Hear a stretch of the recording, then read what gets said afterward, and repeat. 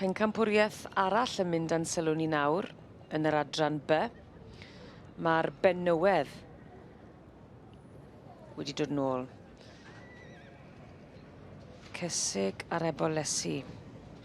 A'r gorau ohonyn nhw fydd yn cael ei ddewis gan Mr Richard Miller, ni'n gweld fyny, o Brydfa Heniarth.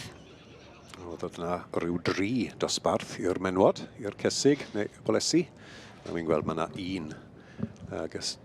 Oedd yn ail wedi dod mewn fyd a gofio beth oedd gyda ni yma. Eath Iarys.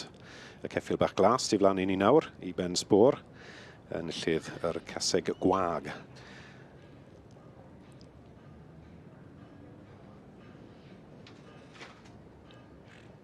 A difyr weithiau bod na gyfle i'r ail, a sydd yn dangos falle y gwahaniaeth safon sydd yn y gwahanol ddosbarthiadau wedyn, falle bod un yn gryfach na'r llall. Yn sicr, ie. Ac wrth gwrs yr cysig fagu ifanc wedyn, Weste Valentina, ceffil bach broc pert iawn. Ac yn y pellter, ceffil broc, a wedyn y ceffil melyn, ceffil chestnut, yn y lledd y dosbarth. Cysig fagu hun de, yn dyfed dros 8 oed Rotherwood Rambling Rose. A mae Richard yn cael golwg nawr ar Eath Iarys. Wedi perchen i ben sbor. Wedi cael ei fagu gyda Jessie Parry Williamson o Corwen. Rosan Adonis y tad, ac allan o gaseg o enw Earth Pansy.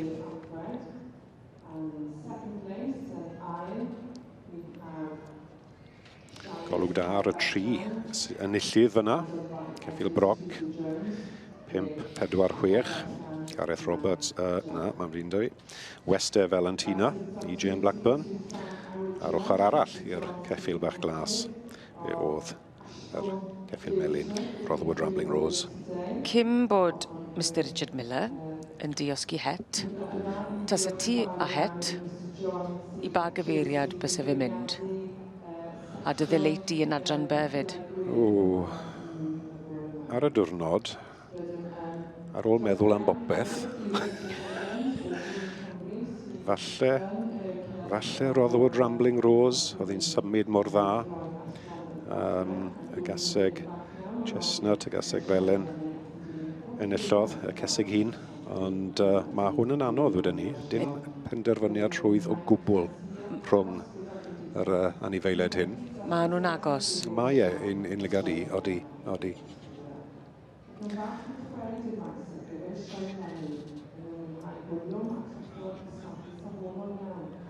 O, fi'n gweld mae yna balamino bach wedi dod nôl fyd. Eath Honolulu, oedd hi yn eboles is Pencampraig, yr ebolesu ddo. Diddorol, achos Pencampwr y cyfle ifanc oedd hwnna yn ebol, gwrw oedd e. So mae hi wedi gallu cystadlu fyd. Mae wedi slipo mewn i'r cylch, a just atgofio pam mae ma. Cyfle arall i Richard Miller i weld y cysig a'r ebolesu yn cerdded, yn symud. Hwnnw'n rhan mor bwysig o'r cystadlu i gael y llun cyflawn. Eath Iarys y glas nesa o dyma Rotherwood Rambling Rose. Cysig fagu dros 8 oed. Wedi cael golwg o'r pellter i gael cymaru. Wy'n deall mae'n galw nhw'n ôl mewn i linell fach ddwetha.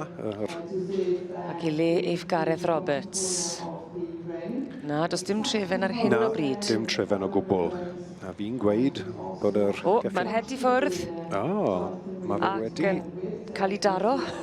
Dim yn ei wared yn ei to. Wel, mae'r ceffil bach glas wedi dalai ligad. O'n i just yn mynd i weid fe gath e gwd golwg arno hon. A llongyrychiad mawr i ffrind mawr i fi, Michelle Sbor a'i mab Ben Sbor yn dangos Eath Iarys. Fi'n gwybod bydd Michelle, wel, gwell i ni ddim gweld i. Bydd hi'n llefen yn cornel rhywle. Bydd dim geirau ei gael, achos dim ond 2 adran B, 2 boni sydd gyda nhw wedi symud lawr o Lloegr i fyw y ger Cribyn, dod ar 2 gaseg fach hyn, a fi'n siarad iddi just cyn y sioe, yn gweud, ni digon iws i ffod y diwedd y llinell. Fe ewn ni just i gael diwrnod mas. Oedd dim dim syniad o gwbl bod ceffyl bach mor da gyda hi, a hynny yw ei athiarus wedi cael ei fagu gyda Jessie a Joe Parry Williamson. Rosan Adonis ac allan o Eath Pansy, a dyw hwn ddim yn surprise. Oedd yr ceffyl melyn o'n i'n meddwl bydde'n ennill, a amser ni'n gweud y geiriau, o'n i just y gordiad yn edrych a edrych a edrych, a wy'n gweld beth we weliodd e'n ydi. O, wyt ti? Mae'n bictiwr heddi, mae yn bictiwr heddi, mae'r rhai gweud. Felly Ben Sbor yn berchen Ben y mab. ar eirthiarus hefyd. Ie, fe sy'n perchen. Ben wedi dechrau gweithio gyda'r gymdeithas yr merlod a cobiau Cymraeg yn ddiweddar o ddar i'r teulu symud lawr o Lloegr. Ac yn byw yn ochrau Cribyn, y ti'n sôn? Cribyn. Wedi parnu rhyw ffarm bach, tipyn bach o waith i wneud, a mae'r ddoi boni'n cael y sylw i gyd. A da iawn. Oedd eisiau'r bwyd ar y boni fyd, a edrych beth sy'n digwydd. Amser wyt ti ddim yn parnu'r drws newydd na, rho bwyd i'r ceffyl yn lle, a bydde ti'n ben gapwr yn y sioe frenhinol. Yn union.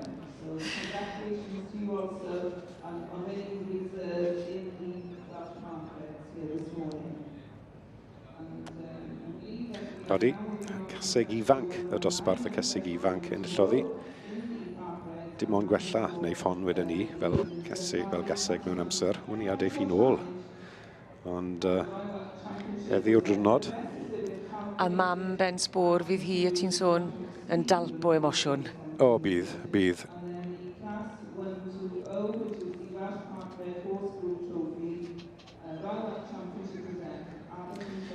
Fe ffones iddi amser oedd Richard yn Bernardi'r dosbarth. A wedes i, guess what? Saesneg i fi, wrth gwrs. What? Is he last? A wedes i, no, he's pulled her in first.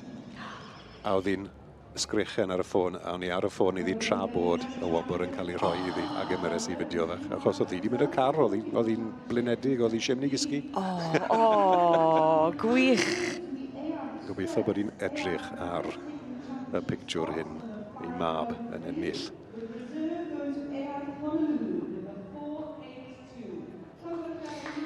Wel, dyma chi yw'r hapus iawn. Ben Sbor yn berchen ac yn arwen y gorau o'r benywod ym Mhencampwriaeth y Merlod Cymreig.